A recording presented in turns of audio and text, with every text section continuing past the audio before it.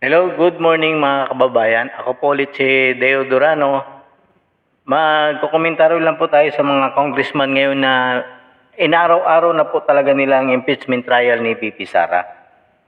So ngayon, kagahapon, simula po na nag-vlog tayo, ang nananawagan po na madaliin na yung impeachment trial, sila Bonggalon, si Chua, si Ortiga, tapos basta lahat ng congressman po.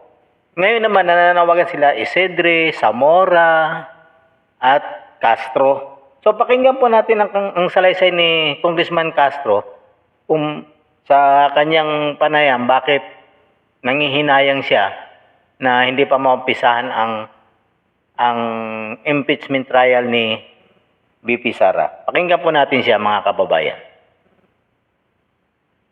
Parang naglabas po ng timeline, tapos June pa raw ang pag-convene bilang impeachment court nitong Senate, and then July 30 pa yung start ng trial. Well, nakakalungkot no, bakit ganito yung naging timeline ng Senate.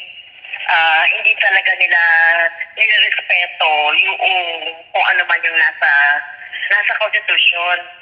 Ang ating mga kababayan ay talagang nag-aantay na ng trial. Siyempre, para mabigyan din si BP ng pagkakataon na makapagpaliwanag no, doon sa trial sana o makapagsalita. Or kasi hindi siya nagpapaliwanag. Kaya itong ano na to, no, itong ginawang timeline ng Senate ay naisip ko nga, pinoprotektahan ba nila si VP Sara Duterte doon sa impeachment, against impeachment? So, yun lang. Tingnan mo yung salaysay sa salita ni VP Castro, ni convicted Franz Castro. Ang sabi niya, bakit daw hindi kagad para bang nilabag daw nila ang saligang batas? Ay iba kasi yung nasa batas nasa constitution sa yung rules ng Senate. Hindi pwede katulad nga ng paulit-ulit na sinasabi ni Chis Escudero, mag-specialization tayo pero hindi po sa kasi sa impeachment. Mag-specialization tayo pag mayroon tayong urgent na batas na hihilingin ang presidente. Bakit ba sila atat-atat na maumpisan ang impeachment trial nitong mga congressman na ito? Ang dami na po nilang pinipressure talaga po nila si Chis Escudero para yung clamor maingay. Inaaraw-araw na po nila. Una si Congressman Bunggalong, Chua, si Ortiga, ngayon naman nung nakakaya ng umaga, narinig ko si Isidre, Zamora, ngayong gabi naman si Castro. Ngayon, ang pinagtataka ko lang sa kanila, bakit ba sila atat-atat na gustong umpisahan ang impeachment trial? Dahil ba may nag-uutos sa kanila na pressurein ninyo si Chis Escudero para lang maumpisa na agad yan?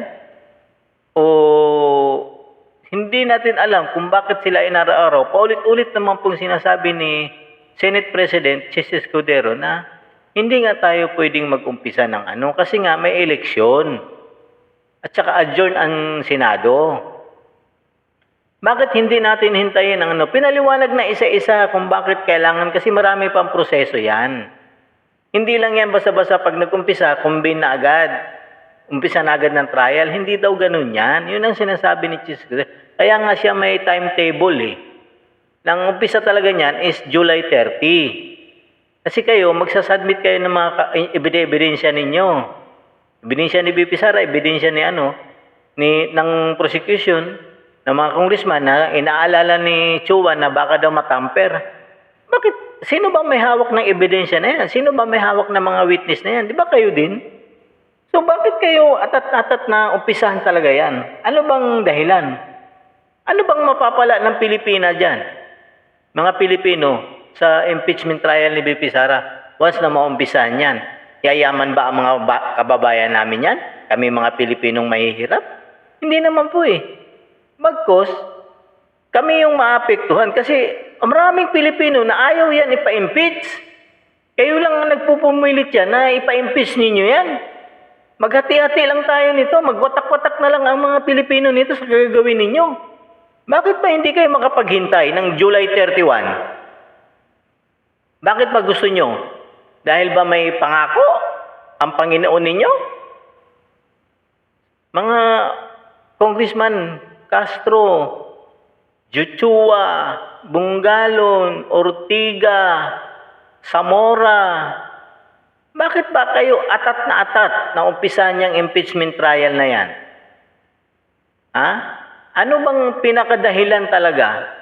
Inaaraw-araw niyo na po si Chis Escudero. Pagkagising, yung agad ang mga banat ninyo. Umpisa na yan. Bakit? Mapapanis ba yung mga ebidensya ninyo? Mapapanis ba yung mga witness ninyo? Ihanda nyo yan ng maayos. Binibigyan nga kayo ng pagkakataon ni Chis Escudero na ayusin ninyo yan. Apurado kayo ng apurado. Baka mamaya, kayo sa inyo din babalik lahat yan. Ba't hindi nyo pag-usapan yung budget?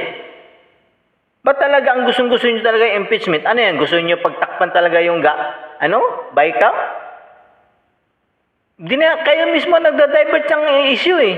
Ang mahalaga pag-uusapan dito, yung budget, hindi yung impeachment trial ni BP Sara. Mahal, kagalang-galang ng congressman.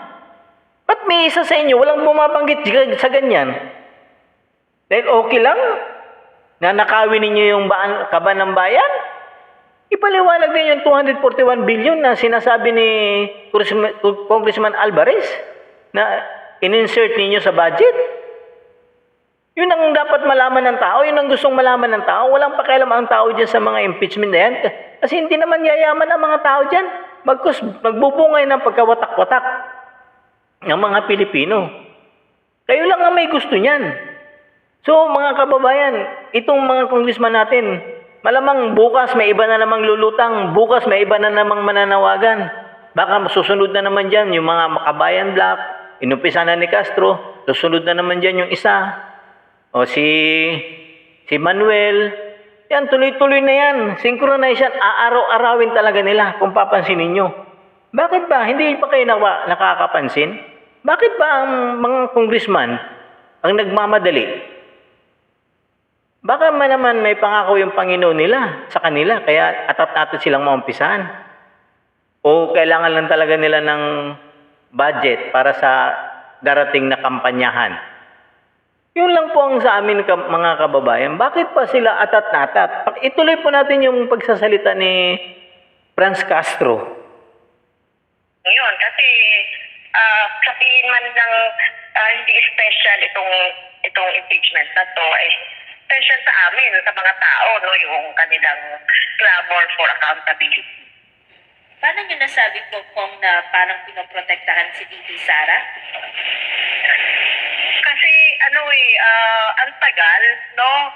So imagine mo February 5 pa noong dinala sa kanila yung impeachment complaint. So hanggang ngayon kung wala pang nagaganap na trial, so wala pang nagaganap na pagpapanagot, diba? So parang pinatatagal nila yung Hello, ma'am. Adjourn po ang Senado. Alam niyo po yan. Kayo kasi minadali ninyo eh. Bakit hindi niyo pinasa noong mga January yan? Total naman may 4 na complaint yan. Bakit hindi niyo pinasa yan? Bakit hinintay niyo yung pang-4? Sige nga po. Bakit niyo hinintay? Kung talaga nagmamadali kayo, dapat nung pagtungtong pa lang ng pag-file niyo ng December, January, inano niyo na agad yan. Dinala niyo na sa Committee on Justice. Uy, hinayaan nyo lang nagkakatakdiwang yan. Tapos pang Pebrero, saka kayo nag-file? Nag-immediate kayo? Nag-urgent kayo? Oh, anong ibig sabihin yan, madam? Si Chis ba ang may dahilan yan kung bakit na-delay yan? Kayo po ang may gawa niyan. Kayo rin ang may kasalanan yan, madam Castro. wag niyo pong ano ba talaga ang minamadali niyo diyan? Yun lang po ang mga tanong namin. Bakit kayo atat na atat diyan na umpisang kaagad diyan? Malamang nito, iba talaga. Araw-arawin talaga nila to si Chis hanggang sa mapipilitan ito na sumulat na. Naka-adjourn nga po sila. Panahon po ng eleksyon, nangangampanya yung ibang senador. Ano, hindi ba nyo maintindihan yan? Napakasimple lang na logic yan. Kahit ang pinakabobong tao sa Pilipinas, maintindihan yan. Kampanya. Kayo mga next week or next month, mangangampanya na rin kayo. Oh, bakit? Kaya nyo gustong-gustong maumpisan yan para ano? Yung ba ang pangako, may pangako sa inyo ang Panginoon ninyo dyan? Naku, magbubunga talaga ng kawatak-watak yan pag inaaraw-araw niyan. Hindi na ako magtataka kung sa sunod na Huwebes, Biyernes, Sabado, Linggo, may magsasalita na congressman. Hindi ko lang alam kung bakit kayo atat na atat dyan. Anong sinasabi na hinahayaan, pinoproteksyonan nila si BP Sara? Hello? Naririnig mo ba yung sarili mo, madam? Paano proteksyonan ni Jesus Escudero ng mga senador ang si BP Sara? Panahon nga po ng eleksyon at majority na sinabi nila na hindi pwedeng mag-umpisa ngayon yan kasi maabala yung kampanya nila. Oh, kayo, hindi pa kasi kayo nag-umpisa, kayo atat kayo. Tingnan natin pag nag-umpisa kayo mga kampanya, mga congressman. Oh, di ba? Maabala. Kaya lang siguro, kaya kayo atat na atat, baka naman may pangako si Panginoon na kailangan na presahin nyo yan, na maumpisahan yan. Para ano? Ha? Clamor ng mga kababayan natin for... Ang clamor, madam, hindi po So, in a way, hindi po, may petition pa yan sa Korte Suprema. Maprotektahan nito yung ginagawa nilang pagdidilig. May action po ba kayo na gagawin yung grupo po ninyo to urge the Senate na bilis-bilisan po? Well, sa ngayon, meron kaming through Congressman Neri na nagsulat na sa Senate. Pero ngayon, ang gagawin namin ngayon, may meetingin ulit yung mga complainant, no, ng Yan ang bantayan ninyo, mga complainant ninyo. Kayo lang naman ang mga complainant yan eh. Sino pa ba ang mga complainant yan? Kayo lang naman. Kasi kayo ang nagpa-impeach kay Ba't nyo babantayan pa? Ba't nyo mag-usap-usap kayo? Ayusin nyo yung mga ebidensya ninyo. Paghandaan nyo mabuti yan. Kasi total naman, gustong-gusto nyo ma-impeach si BP Sara. So ayusin nyo yung mga ebidensya ninyo, madam. Hindi yung kung ano-ano, manawagan kayo sa Senado. Naka-adjourn nga sila eh. Kayo nga, naka-adjourn pero nag-hearing kayo. O di ba? Anong dahilan? Bakit nag-hearing kayo? Naka-adjourn kayo ang Congress at saka Senado? Kayo lang yung naka-adjourn na kayo, nag-hearing pa kayo. Bakit ganon? May kailangan ba? May kailangan ba sa Panginoon ninyo? O para lang Madam, maging po kayo. Pakinggan nyo rin po ang side ng Senado. Hindi po kayo ang dyan. Iba yung rules ninyo, iba din yung rules nila. Bakit kailangan silang sumunod sa inyo? Mas mataas na kapulungan sila. Kapulungan.